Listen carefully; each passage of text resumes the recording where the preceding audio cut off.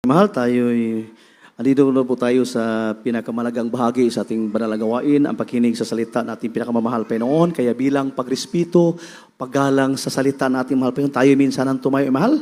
Ito po'y dadalhin sa ating beloved preacher, Pervin Valenzuela. Praise the Lord! Hallelujah! Amen. Praise the Lord. God bless you po sa ating beloved co-preacher, Brother Perry Villaros. Tayo po mga minamahal, manalangin sa ating dakilang Diyos. Mapagpalang Ama, Diyos sa langit, buhay sa pangalan ng pinakamahal na Jesus. Nandito po kami, buhay at sa puso kami nagpapasalamat dahil maayo ka sa among kinabuhi, sa among pagpangalagad, mahal na Panginoon. Muli sa undalangin ng ang magulang sa iyo, patawarin kami sa pamang kami nakita sa aming pagkukulang, pagkakamali. Anoint mo po ay banal na salita na dadalhin abang lingkod, maging pagpapala ito sa lahat po mga anak, mahal na Panginoon. At hallelujah, samahan mo ng pag-ibig mo at kapangyarihan itong aming samot dalangin sa makapampangal sinasaway namin at lang sa pagpapala salita ng mahal na Panginoon. Demons of unbelieving doubt, power of darkness, cast out in Jesus' name. Hallelujah! Praise the Lord, praise the Lord. Ang lahat ng mga masaya at pinagpala, singgit na praise the Lord. Dalaygon ang Diyos nga buhi sa walay katapusan. Bago pong lahat mga minamahal, atin po munang muli binibigay, pinapaabot ang pinakamataas na pagpupuri, pagsamba ay para lamang sa nag-iisang Diyos sa langit, buhay sa makapangyarihang pangalan ng ating pong pinakamamahal na Panginoon Kristo. At patuloy po tayo, nagpapaabot ng tao sa puso nating pag-alaala sa mga ginintuang mga pagtuturo at pangangaral po ng ating pong mahal na magulang sa ating pinakamahal na ating beloved na po Pastor Will Sada Almeida, beloved Honorable Assistant Pastor Lina, si Almeida. Tayo pinagpapaabot ng ating pong pagrespeto at mga pagbati sa lahat po ng beloved Almeida family. Amen po sa ating pong beloved ordained preacher. Nagpapaabot po tayo ng pagbati sa kampong ng mga pamilya, sa ating mga kapwa mangaral, kapwa manggagawa, sa lahat ng ating pinalanggang minamahal ng mga kapatiran, baguhan at datihan. Magandang hapon na po mga minamahal sa lahat ng ating pong mga mahal na bisita. At welcome po kayo sa banal na gawain po ng ating pinakamahal na Panginoon, sa ating mga beloved live webcast viewer na umaantabay sa ating pong banal na gawain dito sa CDO. At muli, ang pinakamataas na pagpaparangal, pagpupuri ay para lamang sa Diyos na mapagpala sa pangalan ng ating pinakamahal na Jesus. Mga minamahal, dadako po tayo sa banal na salita ng ating pong pinakamamahal na Panginoon. At ito po ay may pamagat na the bad and the good consequences. Ang mga masama at mabuting kinahinatnan o resulta. Palakpakan po muna natin ang ating pong pinakamamahal na Panginoon. Yung consequences, marami pong praise God, translation to sa Tagalog. Bunga, mga minamahal, pwede rin. Kinahinatnan, resulta, o kabayaran. Amen po ba? Sa paglilingkod sa ating pinakamamahal na Panginoon, lahat nating ginagawa, mabuti man o masama, mayroong consequences yan. Amen po ba? At mga consequences yan, mabuti rin kung mabuti ang iyong ginagawa, masama din kung masama ang iyong ginagawa. Amen? Dahil anuman ihasik mo, anuman mga ihahasik natin, siya namang aanihin natin. Amen po ba? Yung iba ayaw ng consequences, mga minamahal. Gusto nila neutral lang. Hindi po pwede kasi buo ng plano ng Diyos eh. Amen po ba? Kaya ito po ang ating po, praise God, mapakinggan na pangadayan sa huling panahon na po tayo. Mga minamahal. Praise God, at kinakailangan lahat ng tao, mga minamahal, lalo na kung nagnanais ka ng langit, magandang buhay doon. Amen. Buhay na walang hanggan, mga minamahal, yung wala ng katapusang kaligayahan. Walang problema. Amen po ba? Walang mga api, walang maninira. Nandun po yan sa buhay na walang hanggan. Dahil sa buhay walang hanggan ng kapiling mo doon, ang Diyos na puno ng pag-ibig. Amen po ba? Ito po mga minamahal, magiging reminder sa lahat ng nagnanais po ng langit. Buhay na walang hanggan, mga minamahal. So, the bad and good consequences ang mga masama at mabuting kinahinatnan o resulta. Dito babasahin natin sa Sipanaya, si Panayas. Kapitulo 1, ang talata ay 14 hanggang 18 po. Ating pong keyboard second po. Praise the Lord. Sa aklat ng Sipanayas, Kabanata 1, ang talata ay 14 hanggang 18. Ang dakilang kaarawan ng Panginoon ay malapit na at nagmamadaling mainam. Sa makatuwid bagay, ang tinig ng kaarawan ng Panginoon, ang makapangyarihang tao ay sumisigaw roon ng kalagim-lagim. 15. Ang araw na yaon ay kaarawan ng kapuutan, kaarawan ng kabagabagan at kahapisan, kaarawan ng kawakasan at kasiraan, kaarawan ng kadiliman at kalumbayan, kaarawan ng mga alapaap at pagsasalimuot ng kadiliman. 16. Kaarawan ng pagkakak at ng hudyatan, laban sa mga bayang nakukutaan at laban sa mataas na kuta. 17. At aking dadalhan ng kahapisan ng mga tao na sila'y magsisilakad na parang mga bulag, sabagkat sila'y nangakasala laban sa Panginoon. At ang kanilang dugo ay mabububo na parang alabok, at ang kanilang katawan ay parang dumi.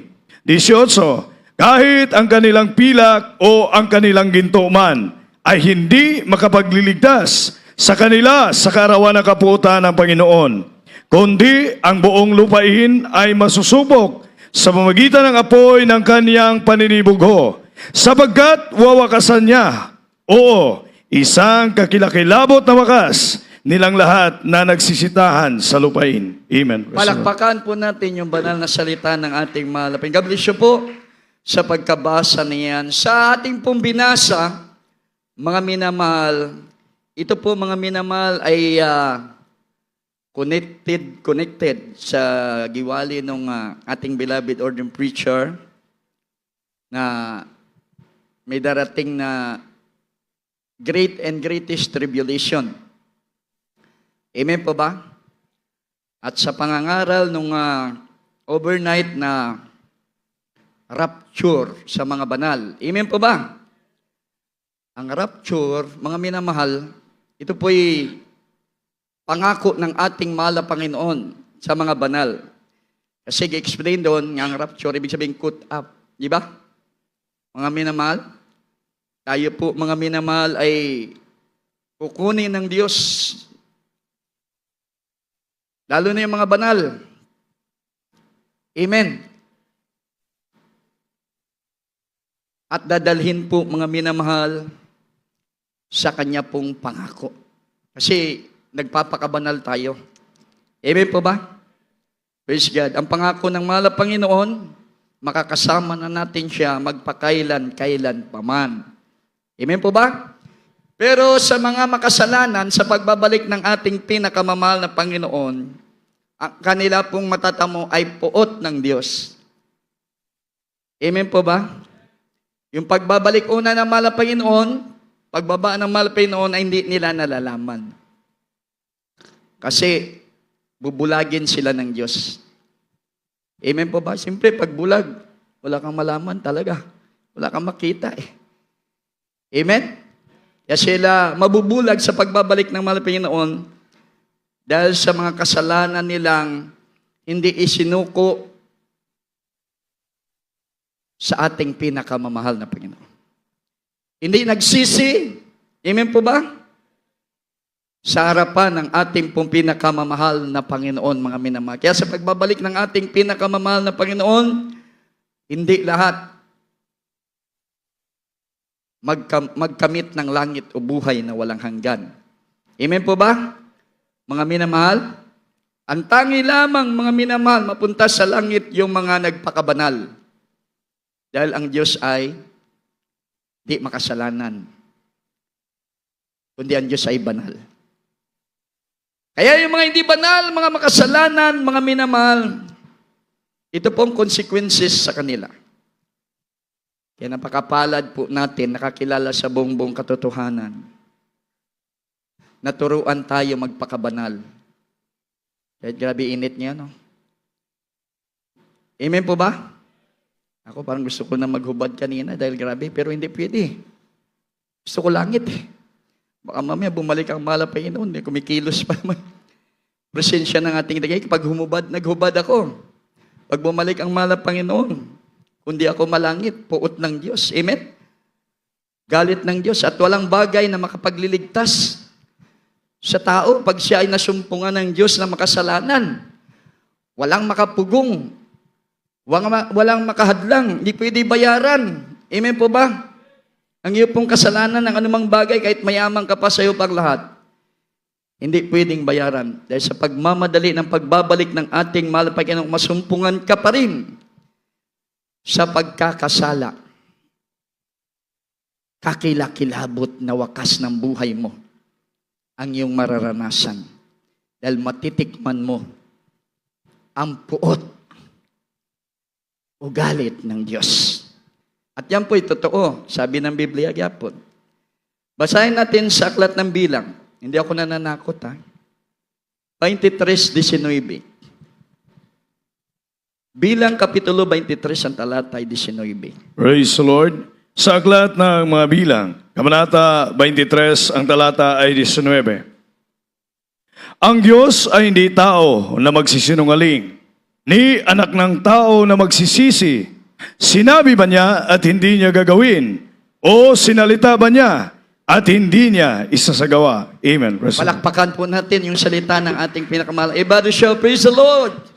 Sabi ng Biblia, yung ating nabasa, mga minamahal, tungkol doon sa mga makasalanan sa pagdating ng ating mahal na Panginoon, na matinding kawakasan ang kanila maranasan dahil ang puot ng Diyos, mga minamahal, ang kanila pong makakamtan, hindi ang langit. Amen?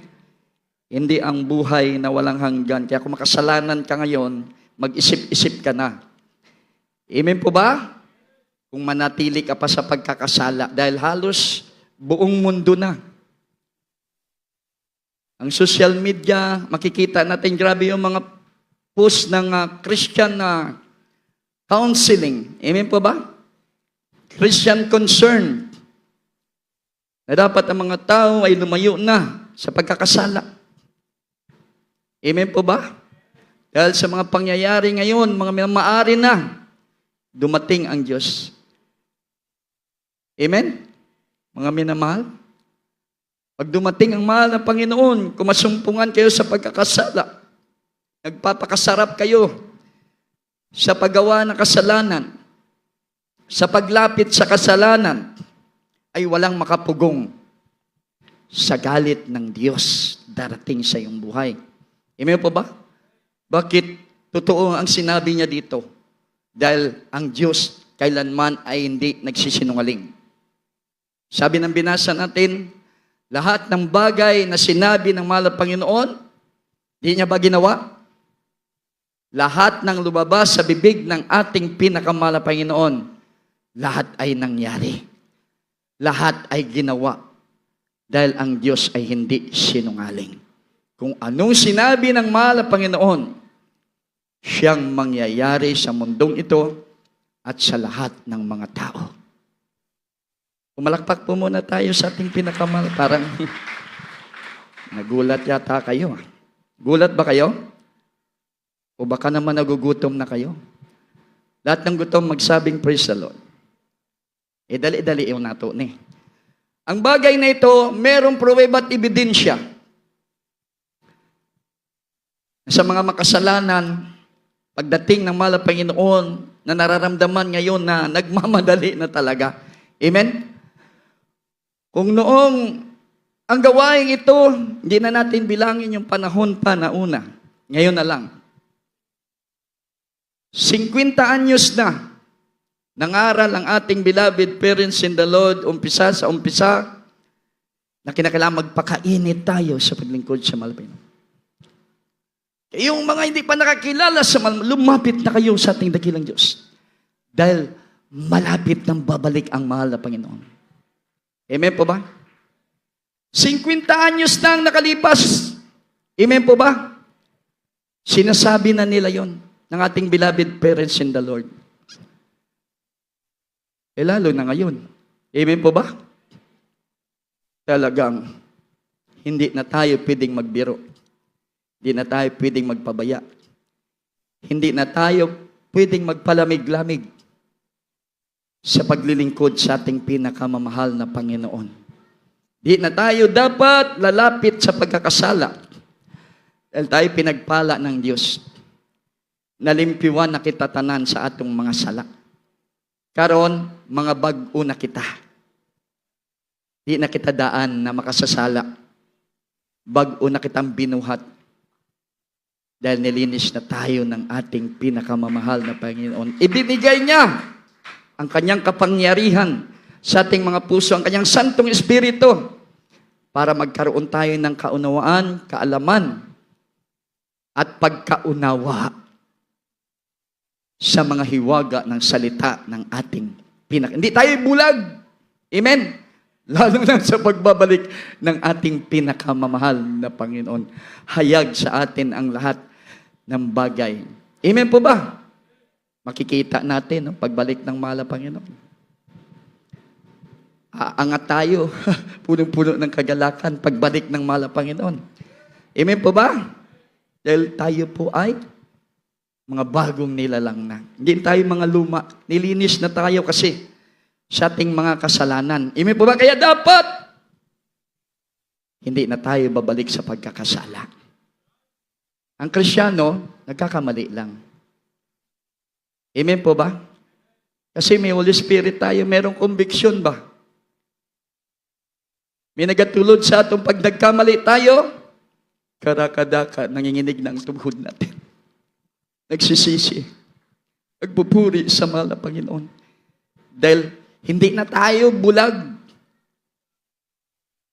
sa kalooban ng ating pong pinakamamahal na Panginoon. Lalo sa panahon ngayon, hindi na tayo bulag. Malapit na, malapit na, malapit na. Ang pagbabalik ng ating pinakamamahal na Panginoon.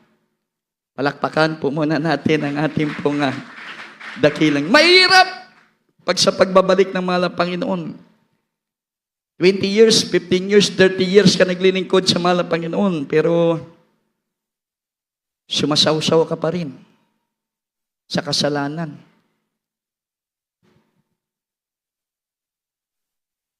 Sumasaw-saw ka pa rin sa kasanlibutang gawa. Amen po ba? Sumasaw-saw ka pa rin, mga minamahal, sa hilig at layaw ng laman. Delikado po yun. Huh? Ang halimbawa sa Biblia ay napakalinaw. Bilang ebidensya ng ating pinakamamahal na Panginoon, ang bayan ng Sodom at Gomora at ang asawa ni Lot. Amen po ba? Ang Sodom at Gomora, napakaraming tao. Ito po yung city. Kaya pinili ito ni Lot nung sila ay nagkasundo ni Abraham na maghiwalay muna sila kay napakarami ng kanilang mga kamag-anak. Marami ang kanilang pag-aari. Halos hindi magkasya sa isang lupain. Nag-away-away yung mga pastol. Naghahalo-halo yung kanilang mga yaman. Kaya sabi ni Abraham, maghiwalay tayo. Mamili ka. Gusto mo dito sa kanan, dito ako sa kaliwa. Kung dito ka sa kaliwa, sa kanan. Nakita ni Lot ang Sodoma, magandang lugar, wala disyerto. Amen? Kaya pumunta siya doon. Pero ang lugar ng syudad ng Sodoma at Gomora, grabe ang ginagawang kasalanan. At dumating sa punto nung nandun na sila, hindi na nakalugod sa ating pinakamamahal na Panginoon ang ginagawang kasalanan. Kaya, walang awa. Dumating sa Sodom at Gomora ang puot, galit ng Diyos na nasa langit. Alam natin ito, pero mahaba, maigsi na lang. Basahin natin yung Biblia. Genesis chapter 18, verse 20, tsaka Genesis chapter 19, 24 and 26 po. Hindi po. Praise the Lord. Sa aklat ng Heneses, Kabanata 18, ang talata ay 20. At sinabi ng Panginoon, sapagkat ang sigaw ng Sodoma at Gomora ay malakas, at sapagkat ang kasalanan nila ay napakalubha. Sa talatang 19, ang talata ay 24 hanggang 26. Nang magagayoy, nagpaulan ang Panginoon sa Sodoma at Gomora ng asopre at apoy mula sa Panginoon na buhat sa langit. 25. At ginunaw niya ang mga bayang yaon at ang buong kapatagan at ang lahat ng nangananahan sa mga bayang yaon at ang tumutubo sa lupang yaon. 26. Datapwat ang asawa ni Lot ay lumingon sa likuran ni Lot at naging haliging asin. Amen. Praise the Lord. Palakpakan po natin yung banal na salita ng ating pong pinakamahal Panginoon. Everybody shout, praise the Lord. Everybody shout, hallelujah. Oh?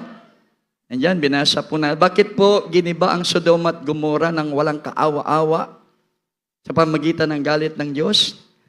Dahil ang kanilang kasalanan, sukdula na ba? Amen? Napuno na ang gantangan ng ating pong pinakamahal na Panginoon. Kaya pinaulanan ng Diyos ng asupri at apoy. Ginunaw niya yung syudad ng Sodoma at Gomora, mga minamahal. Bata, binata, dalaga, nanay, tatay, lolo, lola, lahat ng mga pag-aari nila doon, lahat ng mga bahay nila doon, lahat ng mga pananim nila doon, mga minamahal, ay naubos lahat. Naging abo ang lahat ng bagay doon. Amen po ba? Walang natira. Walang nakapugong. Amen? Sa galit ng ating pong pinakamahal. Pero nakapagtataka, bakit? Asawa ni Lot ay naging asin. Mga minamahal. Itong malaking katanungan sa binasa natin. Pero alam na natin to. Lahat ng nakaalam magsabing praise the Lord. Dahil sa kasalanan ng asawa ni Lot, kaya siya napahamak. Amen po ba? Ito'y naging halimbawa sa lahat ng mga Kristiyano. Na kahit ikaw ay pinasahi sa harapan ng mahal na Panginoon, pag nagkasala ka sa pagdating ng ating pinakamahal na Panginoon, makakaranas ka ng galit ng Diyos. Amen po ba?